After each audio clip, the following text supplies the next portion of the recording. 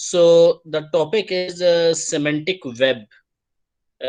Before starting this topic, I just want to clarify that semantic web is not the new web. Semantic web का जो दूसरा एक buzzword कहते हैं इसको, not a technical meaning, that is Web 3.0. Although it is controversial because Tim Berners-Lee, who invented the web, he considered this just as a marketing buzzword because semantic web or Web 3.0 is not the new web. It is known as the extended web. तो जो existing web infrastructure है इसी के ऊपर the semantics are enclosed. So in today's class, we will discuss briefly that what is semantics on the web, how can we embed semantics on the web, and also I will try to explain why do we need semantics on the web. In fact, the first part will be what is semantics on the web. Second part will be why we need to place semantics on the web, and the third part will be how can we implement, how can we embed semantics on the web. ठीक है जी. So today's web, the current web, most of today's still most of today's web content is suitable for human consumption. For example, हम जंग की website आजकल बहुत देखते हैं, या कोरोना के लिए हम WHO की वेबसाइट्स आजकल बहुत देख रहे हैं. The content on the web is mostly for human consumption. Even web content that is generated automatically from databases is usually presented without the original structure and information found in databases. तो जिसको आप लोग schema भी कहते हैं या entity relationship diagram भी कहते हैं, तो मेनली जो हम लोग आमतौर पर वेबसाइट पर डेटाबेस को कनेक्ट करते हैं तो उसका स्कीमा जो है उसमें नहीं होता है, बल्कि खाली डाटा को जो है वो हम लोग शेयर करते हैं. मीन्स के डाटा क्वेरिएबल नहीं है हमारी वेबसाइट्स का. ये जरूर है कि अगर हमें उसको क्वेरी करना है तो mostly we use NLP based techniques. Typical web uses today pupils seeking and making use of information, searching for and getting in touch with other people, reviewing catalogs of online stores and ordering products by filling out forms. यहाँ पे typical web uses today pupils, there are 2 to 3 things, major things कि आमतौर पे लोग use करते हैं for the purpose of web. Number 1 is the search engine. Apart from search engine, the second thing is the recommender system, जैसे Amazon book recommend करता है. And the third important concept is the question answer systems, QA systems. All these things require the semantics. For example, in the search engine, we have mostly the keyword based search engine. कि आपने keyword लिखा और उसके बाद जो है वो आपके रिजल्ट्स जो वो लेकर आ जाएगा.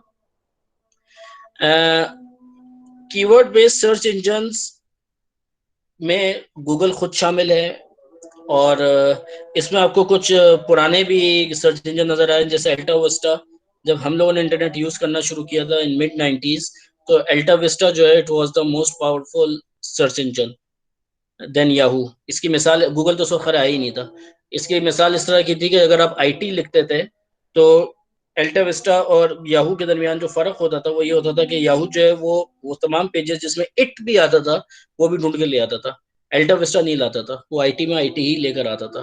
तो that is a keyword based search engine. Even today Google uses keywords based search engines. इसकी बात का मतलब ये नहीं है मेरा हरगिज कि गूगल जो है वो सेमेंटिक्स को नहीं सर्च करता है. गूगल ने और तरीका निकाला हुआ है, कोशिश करेंगे उसको भी डिस्कस करने की कि how Google embed semantics in search engines, but still it is the keyword based search engines. Keyword based search engines, high recall, low precision, low or no recall, ये सब बुलेट्स के साथ साथ थ्योरी है पूरी. Results are highly sensitive to vocabulary, results are single web pages. कहने का मतलब ये है कि अगरचे गूगल ने तो अपने आप को काफी हद तक इम्प्रूव किया है, अभी भी कर रहा है मुस्तकिल. उसमें आप देखेंगे कि रोजाना ही कुछ ना कुछ इम्प्रूवमेंट्स उसमें आती है. जैसे मिसाल जब आप क्वेश्चन टाइप करें तो वो उसका पहले वो कुछ आंसर्स भी लिख के दे देता है. तो बहुत सारी चीजें इसमें रेलिवेंट नहीं भी हैं गूगल के लिए. और अगेन क्यों ऐसा है? Due to the embedding of semantics. हालांकि वो कीवर्ड बेस्ड सर्च इंजन है. High recall, low precision, low और no recall. High recall low precision का मतलब ये है कि आपके रिजल्ट जो हैं, जैसे गूगल के पास आते हैं 1 मिलियन करीब रिजल्ट आपको दे देगा, लेकिन उनमें से ज्यादातर जो है वो बहुत कम रिजल्ट जो है वो प्रिसिशन वाइज स्ट्रांग होते हैं। तो this is high recall low precision. Low और नो रिकॉल में मतलब ये है कि जो रिजल्ट्स हैं वो कितने रिलायबल हैं, ये कीवर्ड बेस्ड सर्च इंजन नहीं बताता है। ये इसकी मिसाल इस तरह की है, जब हम लोग 70 वेब पे काम शुरू किया था तो हम लोगों ने एक जुमला लिखा था कि which school is considered as the best school in Karachi. तो उसने जो हमें जवाब आया था थोड़ा बहुत सर्च करने के बाद, वो वाकई ग्रामर स्कूल का ही नाम आया था, कराची ग्रामर स्कूल का। लेकिन वो कैसे आया था, वो एक दो ब्लॉग्स में ये शेयर किया हुआ था कि my school name is Karachi grammar school which is one of the best school in Karachi. तो रिजल्ट तो चले अपनी जगह सही है, but that is based on the keyword based. होना ये चाहिए कि रिजल्ट जो है वो रिलायबल होने चाहिए, मतलब ऐसी जगह से आए कि वो रिजल्ट जो है वो हम कंसीडर करें कि चूंकि यहाँ पे ये रिजल्ट आया है तो ये ब्लॉग का रिजल्ट जो रिलायबल नहीं कंसीडर किया जाएगा। मिसाल के तौर पे हम ये सवाल पूछना चाहें कि which university in Pakistan has the highest number of PhDs in computer science. अब कीवर्ड बेस्ड सर्च इंजन जो है वो, अगर मैंने एक ब्लॉग लिखा है कि for example Mohammad Ali Jinnah university has the highest number of PhDs in computer science, और उसको हम सर्च इंजन ऑप्टिमाइजेशन एसईओज के थ्रू इसको थोड़ा सा हाई करते जाएं तो माजू का नाम आ सकता है। ऑल्दो ये कि ये सही रिजल्ट नहीं है, ऑफ कोर्स नहीं है। इसका बेस्ट रिजल्ट जो ये है कि एचईसी के थ्रू हमें ये रिजल्ट जो मिल जाए, क्योंकि HEC is considered as a reliable method. इसी तरह से बैंकिंग है, तो बैंकिंग के बारे में कहते हैं कि which bank has the easiest way to open the account. अब इसमें अगर हमें ये देना है तो ज्यादा ब्लॉक के रिजल्ट आएंगे, या हो सकता है किसी एक्स वाई जेड बैंक ने अपनी वेबसाइट पे लिखा हुआ है कि इजी बैंक या इस तरह का कुछ उसने लिखा हुआ है, तो उसका रिजल्ट आ जाएगा। हालांकि इसका सही रिजल्ट ये है कि स्टेट बैंक इसका रिजल्ट जो सही तरीके से प्रोवाइड करे। Result are sensitive to vocabulary. तो मिसाल के तौर पर पीएचडी फैकल्टी मेंबर मैंने कहा, हो सकता है बहुत से लोग कहते हो पीएचडी टीचर्स, तो उस केस में क्या होगा। अगेन इसको गूगल ने किसी और तरीके से हल किया है, but semantic web has its own answer to solve this vocabulary sensitive problems. Results are generally single web pages. अगरचे अब गूगल वगैरह ने तो काफी बेहतर कर लिया है, शुरू में जो रिजल्ट्स आते हैं वो वेब पेजेस नहीं होते हैं, लेकिन स्टिल ये कि चूंकि कंटेंट सेमेंटिक एनेबल्ड बहुत कम है नेट पे पड़ा हुआ, तो इसलिए मोस्टली जो रिजल्ट्स आते हैं वो वेब पेज के ही रिजल्ट्स आते हैं। Human involvement is necessary to interpret and combine results. सारी बात आपको देखना पड़ता है, पेजेस को चेक करना पड़ता है कि कौन से रिजल्ट मेरे लिए बेहतर है। Results of web searches are not readily available by other software tools. ये की पॉइंट है। कहने का मतलब यह है कि मेरा अगर एक ऐप है या मेरा एक सॉफ्टवेयर है, वो उसको अगर कोई चीज चाहिए तो वो मुझसे ना पूछे। It should be autonomous in nature. वो मुझसे ये सवाल ना पूछे, बल्कि वो खुद वेब से ये रिजल्ट को रिट्रीव करा ले। That result should be reliable as well, it should have the trust enabled some mechanism, and human involvement should not be there because after all it is autonomous। और ये जो है वो सॉफ्टवेयर टूल या कोई agent या कोई app जो है वो उसको एक्सेस कर सके। करंटली जो चीजें हैं ये सारे काम करने के लिए ह्यूमन इंटरवेंशन जो है वो जरूरी है। Therefore still there are lot of works to do in semantic web. By the way semantic web came into being in early 2000s आप कह लें, या मिड ऑफ 2000s आप कह लें। 2004 2005 में सेमेंटिक वेब के बारे में पेपर्स आना शुरू हो गए थे। 2004 में इसका पहला पेपर आया था। तो ये वही वाली बात लिखी हुई, की प्रॉब्लम टुडेज और the meaning of the web content is not machine accessible. Why? Because of lack of semantics. एक एग्जांपल यहाँ पे दी हुई है कि I am a professor of computer science. एक जुमला लिखा हुआ है वेबसाइट के ऊपर, किसी ने अपने बारे में लिखा है, और एक आदमी लिखे आई am a professor of computer science, और आगे लिखा हुआ यू मे थिंक। दोनों जुमलों में फर्क है सेमेंटिकली बोथ, और दी सिंटैक्टिकली तो ये सिमिलरिटी है इसमें, लेकिन semantically they are the different sentences. तो semantics, this is the semantics. There can be few other. For example professor खुद क्या चीज होता है, मतलब क्या वो फैकल्टी मेंबर है, क्या वो पढ़ाता है, ये हमें नहीं पता। ये ह्यूमन को तो पता है, लेकिन अगर मशीन को दें तो मशीन को ये बात कैसे पता चलेगी कि मुझे पीएचडी फैकल्टी मेंबर्स ढूंढने हैं। तो मैं कहाँ से ढूंढूं? ये तो प्रोफेसर लिखा है, ये तो असिस्टेंट प्रोफेसर लिखा है, एसोसिएट प्रोफेसर लिखा है, लेक्चरर लिखा है, क्या ये पढ़ाता भी है? और अगर कोई डायरेक्टर लेवल के आदमी है, जैसे हमारे डायरेक्टर आईटी साहब हैं, तो वो फैकल्टी मेंबर भी हैं, तो क्या वो प्रोफेसर भी हैं, या वो टीचर भी हैं, या वो पढ़ा भी सकते हैं, या पढ़ाने वाला जो क्या वो डायरेक्टर आईटी हो सकता है। अब ये वो चीजें हैं जिसका जवाब माजू की वेबसाइट पे नहीं डला हुआ। ये वो चीजें हैं जिसका जवाब जो कहीं पे डला हुआ नहीं है। These are the semantics information, these are the semantics. अब मिसाल के तौर पे डीन की पोजीशन है हमारे यहाँ, तो क्या डीन कोर्स पढ़ा भी सकता है? अब ये एक सवाल है, क्या हम उसको काउंट करें एज अ फैकल्टी मेंबर या ना करें? करना चाहिए हमें या हमें नहीं करना चाहिए? इसी तरह से कोऑर्डिनेटर ऑफ द प्रोग्राम है, तो क्या कोऑर्डिनेटर ऑफ द प्रोग्राम ये पढ़ा भी सकता है, या इसको मैं अपना फैकल्टी मेंबर के तौर पे हम इसको काउंट करवा सकते हैं या नहीं करवा सकते हैं? या कोई आदमी है जो एक डिपार्टमेंट का है, और जैसे हमारे काशिफ खान साहब हैं, तो रजिस्ट्रार हैं, तो रजिस्ट्रार जो है ये एक नॉन एकेडमिक्स पोजीशन है, यानी कि आप यूँ कह लें नॉन टीचिंग पोजीशन है। तो क्या काशिफ खान साहब टीचर नहीं है? या काशिफ खान साहब टीचर हैं तो क्या वो रजिस्ट्रार नहीं है? No, these are the semantic information that is currently not available on the websites. और वेब के अंदर भी, स्ट्रक्चर के अंदर भी वो सारी चीजें सेमेंटिक्स नहीं है। तो सवाल ये है कि what is semantics in the web. वो यही सारी बातें हैं कि ये बातें जो है वो semantics, these semantics should be enabled on the web. Before moving on towards how can we ये तो मैंने आपको बता दिया कि what is semantics on the web. Now we will go towards why do we need semantics, and then we will discuss how can we embed semantics. Before moving on the why part, the issue is कि क्या, आखिर क्यों ये सब चीजें नहीं है, क्या अवेलेबल नहीं है इन्फॉर्मेशन? मैं इसको, इस बात को इस तरह से कहता हूँ, जब एक बात आपको पता है तो सिस्टम को क्यों नहीं पता है? आपको तो पता है ना कि हमारे रजिस्ट्रार जो है वो टीचिंग की पोजीशन का भी आदमी है, या वाइस वर्सा आप कह लें, या प्रेसिडेंट ऑफ द यूनिवर्सिटी ये पढ़ाता भी, ये आपको पता है तो सिस्टम को भी पता होना चाहिए। तो सिस्टम में ये बातें जो है वो क्यों नहीं पता है? इसी तरह से और भी बहुत सारी बात है। मिसाल के तौर पर एक क्वेश्चन आंसर सेशन, एक क्वेश्चन आंसर सेशन, एक क्वेश्चन आंसर सिस्टम है जो कि हम अगर बनाएं अपनी यूनिवर्सिटी के लिए, और वो सवालात करे, तो सवालात पे वो कुछ भी पूछ सकता है। मिसाल के तौर पे वो स्टूडेंट पूछे कि यहाँ पे कितने इंस्ट्रक्टर्स हैं। अब इंस्ट्रक्टर्स का मतलब हमारे यहाँ जो है वो लैब इंस्ट्रक्टर लिए जाते हैं, तो वो उसको ये जवाब देगा कि जी ये 10 है या 8 है। हालांकि 8 या 10 तो नहीं, इंस्ट्रक्टर्स तो कुछ भी हो सकता है। वो जो अपनी सेमेंटिक्स बोल रहा है उसके हिसाब से तो वो इंस्ट्रक्टर्स जो है वो किसी को भी कह रहा है, क्योंकि दुनिया में इंस्ट्रक्टर्स जो है वो तो पढ़ाने वाले को कहते हैं, चाहे वो प्रोफेसर हो चाहे वो प्रेसिडेंट हो। अगर वो पढ़ा रहा है तो ही इज द इंस्ट्रक्टर। या कोई बच्चा स्कूल से आता है आके पूछता है यहाँ टीचर्स कितने हैं।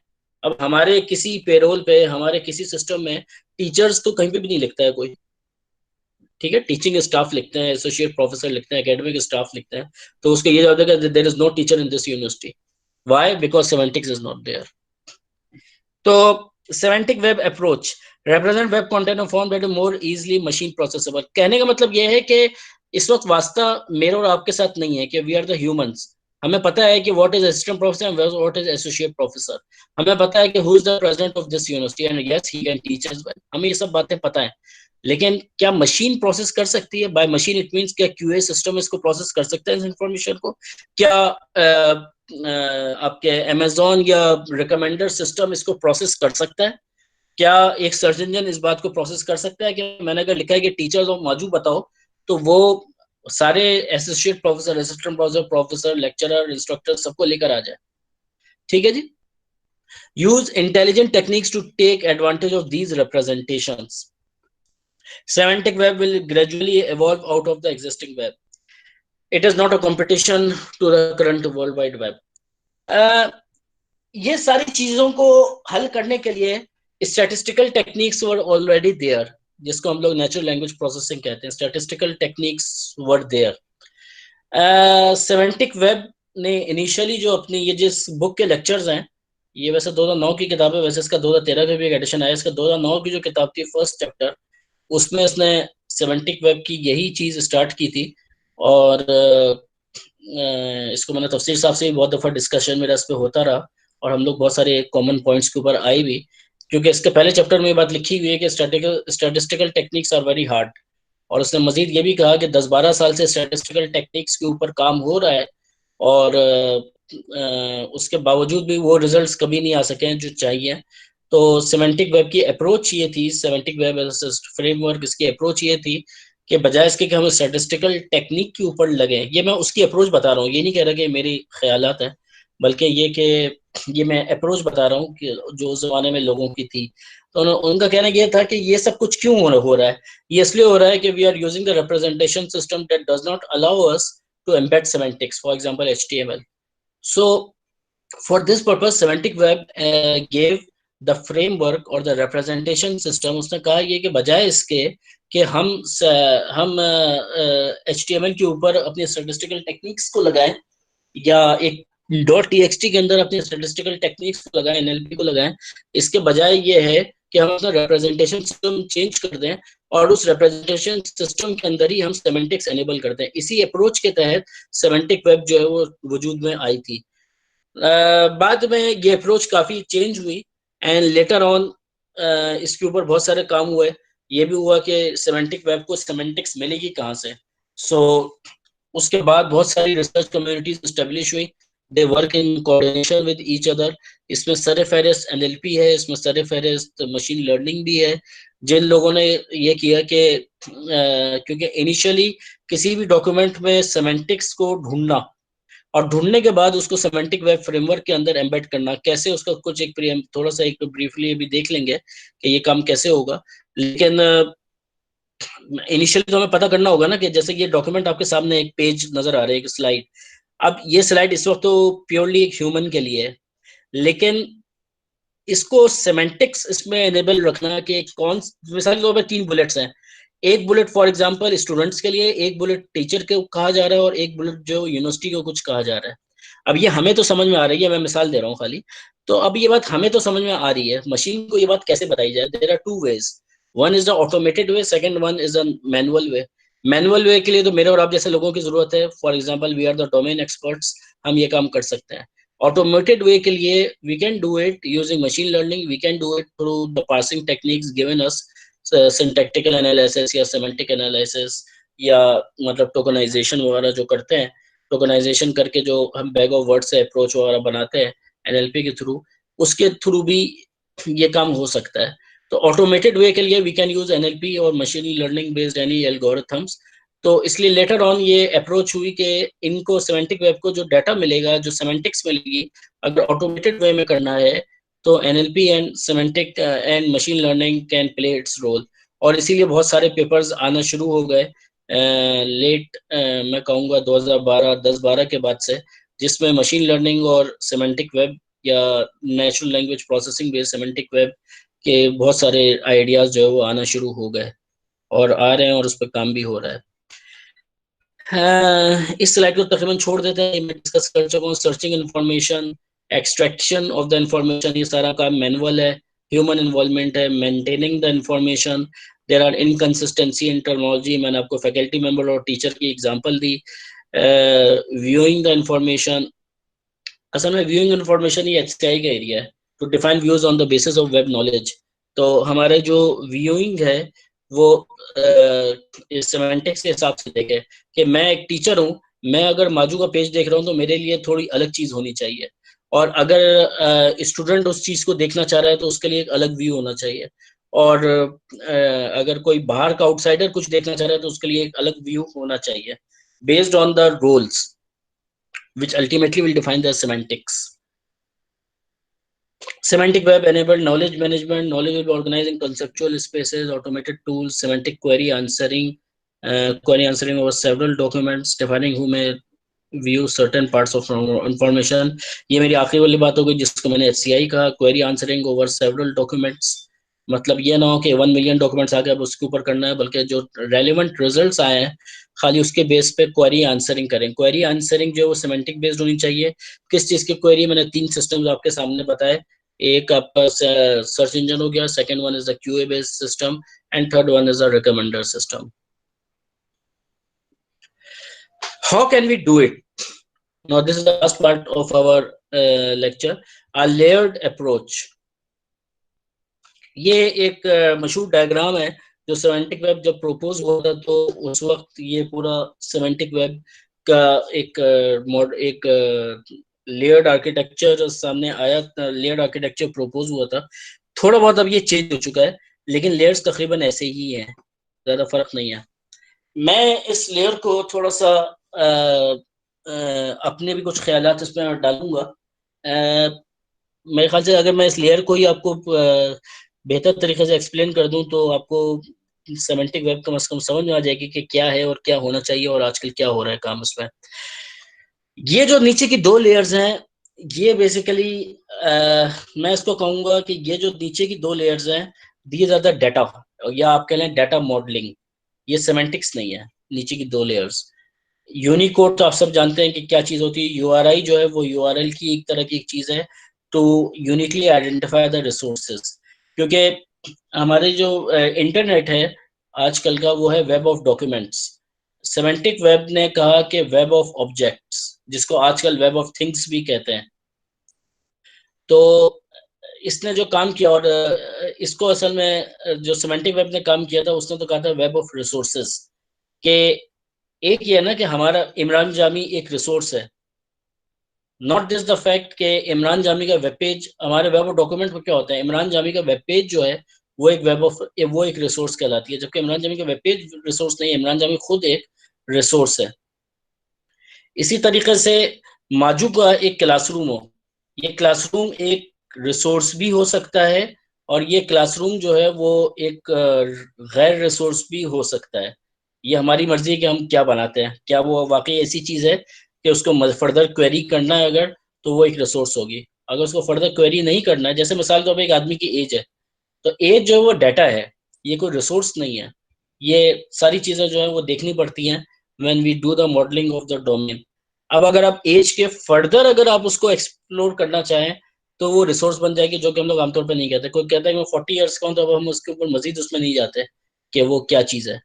तो इसलिए इस केस में वो रिसोर्स नहीं है बल्कि एक डाटा सेट है। वो डाटा किस किस्म का है, जो यूनिकोड ने आइडेंटिफाई किया हुआ है।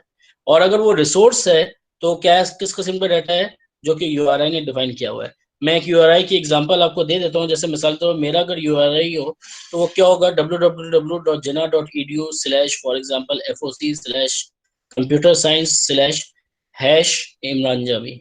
दिस इज माई यूआरआई, जो कि यूनिक होगा। इसके ऊपर की जो लेयर आपको नजर आ रही है, एक्सएमएल एनएस नेम स्कीमा को कहते हैं, और एक्सएमएल स्कीमा। सेमेंटिक वेब ने ये कहा था कि एचटीएमएल के अंदर जो है वो सिर्फ प्रेजेंटेशन की इंफॉर्मेशन होती है, जबकि एक्सएमएल में जो है वो डाटा रिप्रेजेंटेशन भी होती है। और अगर आपको प्रेजेंटेशन का काम कराना है, तो for this purpose it gave framework which is known as XSLT भी है, और इसके लिए सीएसएस स्टाइल शीट्स भी हैं। अगेन एक्सएमएल भी अब लोग कम यूज कर रहे हैं। अब जेसॉन की तरफ जो है वो जा रहे हैं लोग, कि वो की कॉमा वैल्यू के बुनियाद के ऊपर जो है वो चलता है। तो and that is more simpler than XML. ये तो हो गया डाटा मॉडल। ये डाटा मॉडल का मतलब क्या है कि अगर हम बाजू का सेमेंटिक वेब बना रहे हैं, तो ये देखना कि इमरान जामी, शौकत वसी, आसिम वगन, राजी, ये एक रिसोर्सेज हैं। और ये कौन लोग हैं, ये तो एग्जाम्पल में बता दिया जाएगा कि ये कौन कौन लोग हैं। प्रेसिडेंट क्या चीज होता है, प्रेसिडेंट एक डेजिग्नेशन है, ये एग्जाम्पल में बता देंगे। प्रेसिडेंट कौन है, ये भी हम एग्जाम्पल में बता सकते हैं। टीम कौन है, ये भी हम एग्जाम्पल में बता सकते हैं। तो ये तो सारी चीजें एग्जाम्पल, एक ट्री बेस्ड स्ट्रक्चर है, वो ये सब चीजें बता सकता है। अगली चीज ये है कि इन सब के दरमियान रिलेशनशिप्स क्या हैं। This relationship part is known as the semantics. For this purpose RDF and ontology layers will work. अब इसमें बहुत सारे डिफरेंसेस हैं, जो कि फिर कभी मौका मिलेगा तो वी विल डिस्कस। ये वो स्कीमा का पार्ट है, ये वो सेमेंटिक्स का पार्ट है, जिसके लिए इसको सेमेंटिक वेब कहा जाता है। मिसाल के तौर में मेरी और जुबैर साहब की क्या लिंक्स हैं, क्या रिलेशनशिप है, मेरी और शौकत वसी साहब की क्या लिंक्स है। हम लोग पहले भी क्या एक ही यूनिवर्सिटी में पढ़ाते थे। तो अब ये बात एग्जाम्पल में नहीं लिखी जा सकती है, ये हमारी सेमेंटिक्स के अंदर इस बात को लिखा जा सकता है कि they knew each other in some other university. ठीक है, इसी तरह से दो फैकल्टी मेंबर्स हैं, ये कौन लोग हैं ये तो बता देगी एग्जाम्पल, लेकिन ये लोग पड़ोसी भी हैं। This is the relationship part, जो कि देखा जा सकता है। या ये लोग सोशल मीडिया में बहुत क्लोज फ्रेंड्स भी हैं, तो that is also semantic information. ये हार्ड टीचर हैं या सॉफ्ट टीचर्स हैं, ये भी जो है वो सेमेंटिक्स की इंफॉर्मेशन है। ये एग्जाम्पल में नहीं लिखी होती है, ये आपको आरडीएफ की ऑन्टोलॉजी में लिखी होती है। एक नई चीज का मतलब 2012 में इसने गूगल ने इसको प्रपोज किया था। और अब गूगल, जो मैंने आपको शुरू में कहा, गूगल अब काफी हद तक चेंज हो गया है। And that is the key. एक जो चीज उसने प्रपोज की, that is a knowledge graph. ये नॉलेज ग्राफ यहाँ पे आता है, ऑन्टोलॉजी और आरटीएफ यहाँ पे। नॉलेज ग्राफ इसलिए कि 2012 में आया है। और ये जो आपको यहाँ पे ये लेयर का जो पूरा आर्किटेक्चर नजर आया 2005 का है, तो इसलिए नॉलेज ग्राफ यहाँ पे नहीं है, लेकिन नॉलेज ग्राफ जो है वो इस एरिया में आ जाएगा। फर्क है कुछ नॉलेज ग्राफ ऑन्टोलॉजी और आरटीएफ में। इसको फिर कभी इसको डिस्कस करेंगे। इसके ऊपर का जो पार्ट है, that is a logic part. मतलब कि ये सब कुछ सेमेंटिक्स के बाद जो है, कि इसके ऊपर हम लॉजिक डिफाइन करें। मिसाल के तौर पे फ्रेंड्स की रिलेशनशिप अगर हमें आइडेंटिफाई करनी हो, अब फ्रेंड्स ऑन्टोलॉजी में नहीं लिखा हुआ, लेकिन हमने एक लॉजिक बना दिया कि अगर दो आदमी पड़ोसी हैं, तो इट इज हाईली लाइकली कि they are friends as well. दो आदमी ऐसे हैं जो पहले भी एक दूसरे के कोलीग रह चुके हैं, तो इट इज हाईली लाइकली कि इन दोनों का लिंक अपना आपस में जो है वो स्ट्रांग होगा। दो या तीन फैकल्टी मेंबर मिलकर एक ही कोर्स पढ़ा रहे हैं, तो इसका मतलब इनके दरमियान इनका जो एरिया और स्पेशलिटी है वो एक ही होगा। अब ये बात ऑन्टोलॉजी में नहीं कही जा सकती, ये लॉजिक पार्ट है। ऑन्टोलॉजी जो है ये बेसिकली यूनिवर्सल रूल्स बताती है कि ये फैकल्टी मेंबर्स हैं, ये लोग आपस में रिश्तेदार हैं, ये लोग आपस में दोस्त हैं, ये लोग आपस में पड़ोसी हैं, ये लोग आपस में किसी जमाने के कोलीग हैं। इसके बुनियाद पे we can identify, we can develop interesting logics बनाई जा सकती है। अगर ये लॉजिक की लेयर मौजूद है, तो इसके ऊपर वी कैन डेवलप प्रूफ। ये मेरा पीएचडी का टॉपिक था जब मैंने पीएचडी किया था। इसके लिए जो मेन एरिया है वो है प्रोवेनेंस। आजकल इसकी बहुत ज्यादा जरूरत है, क्योंकि फेक जो हमारी न्यूज आजकल चलती है, उसके आइडेंटिफिकेशन के लिए भी इसको यूज किया जाता है। तो प्रूफ है ये, कि प्रूफ की लेयर जो है वो ये देखती है कि ये जो नीचे की सारी बातें हैं, ये किस हद तक सही है, सही है भी कि नहीं है, या फेक है, या ये लॉजिक जो निकाली गई है, ये किस हद तक ये लॉजिक जो है वो सही बनाई गई है। ये होता है प्रूफ। प्रूफ के ऊपर की जो लेयर है, दैट इज अ ट्रस्ट। अगर प्रूफ उसमें स्टेब्लिश हो रही है, तो अगर प्रूफ उसमें स्टेब्लिश हो रही है, तो ट्रस्ट भी स्टेब्लिश हो सकता है। इसके लिए आजकल जो है वो बिट क्या कहलाता है, ब्लॉकचेन जो है वो आजकल यूज हो रही है। इसके ऊपर ट्रस्ट का मैकेनिज्म जो है, अगर प्रूफ है तो ट्रस्ट का मैकेनिज्म जो है वो भी स्टेब्लिश किया जा सकता है। जनरली जो हमारे यहाँ लोग आमतौर पर काम करते हैं, वो बस वो ओंटोलॉजी की लेयर पे आके रोक देते हैं, या नॉलेज ग्राफ पे आके रोक देते हैं, जबकि असल जो काम है, और इसके ऊपर काम हो भी रहा है बहुत कम, वो ये ऊपर की तीन लेयर्स हैं, जिसपे काम जो लोग बहुत कम कर रहे हैं in the community of semantic web. अगर आपको रिसर्च आइडियाज इसमें बहुत सारे हैं। जहां तक एक्सएमएल वगैरह का काम है, तो ये तो हमारे कोर्स प्रोजेक्ट्स वगैरह के काम है। ये अब इसमें कोई इतना रिसर्च का एस्पेक्ट या एलिमेंट नहीं है, इवन थीसिस का भी नहीं है, इवन रिसर्च पेपर्स के भी अब एक्सएमएल के या जेएसओन के रिसर्च पेपर्स भी कोई खास नहीं है। ये आमतौर पे अगर मैं इसको रिसर्च के पॉइंट ऑफ व्यू से देखूं, या प्रोजेक्ट के पॉइंट ऑफ व्यू से, तो कोर्स प्रोजेक्ट या कोर्स असाइनमेंट्स के थ्रू एक्सएमएल तक का काम हो जाता है। आरटीएफ या ऑन्टोलॉजी का जो काम है, या नॉलेज ग्राफ का काम है, ये रिसर्च पेपर्स या थीसिस के अंदर जो है ये स्टेब्लिश हो सकता है, इवन एफआईपी के अंदर भी हो सकता है। लॉजिक, प्रूफ और ट्रस्ट, इसके ऊपर का जो काम है, ये असल काम है जो कि हम थीसिस या इस तरह से जो है वो इनको स्टेब्लिश कर सकते हैं और बना सकते हैं। मैंने आपको बताया जैसे कि मेरा अपना जो काम था वो प्रूफ के ऊपर था। तो और ट्रस्ट जो है ये भी एक बड़ा जबरदस्त एरिया है, जो कि आजकल ये सारे, जैसे किसी ने आपको बताया कि जी कोरोना के बारे में, कि कोरोना के अंदर जो है वो इतनी डेथ हो रही है, तो आप उसको क्या ट्रस्ट करेंगे उसकी इस बात पे कि नहीं। इट डिपेंड्स कि उसने प्रूफ का कौन सा मैकेनिज्म बनाया हुआ है। And proof is dependent on the logic, कि क्या ये जो सारी बातें डिड्यूस हुई हैं, क्या ये कोई, was there any logic behind it, या बस ऐसे ही बस खाली खुली चल रहा है। ठीक है जी। तो बाकी इसके अंदर बहुत सारी बातें हैं, बहुत सारी चीजें, मैंने ये उसके टूल्स हैं कुछ जो आजकल अवेलेबल भी हैं, फिर कभी इसको देखेंगे। ये सारी लेयर्स को उसने डिफाइन भी किया हुआ है। इसमें एक डिजिटल सिग्नेचर्स हैं, ये बेसिकली सिक्योरिटी है इसके ऊपर। इन सारे लेयर्स के ऊपर एक सिक्योरिटी जो है वो आइडेंटिफाई हुई है। ठीक है जी। कोई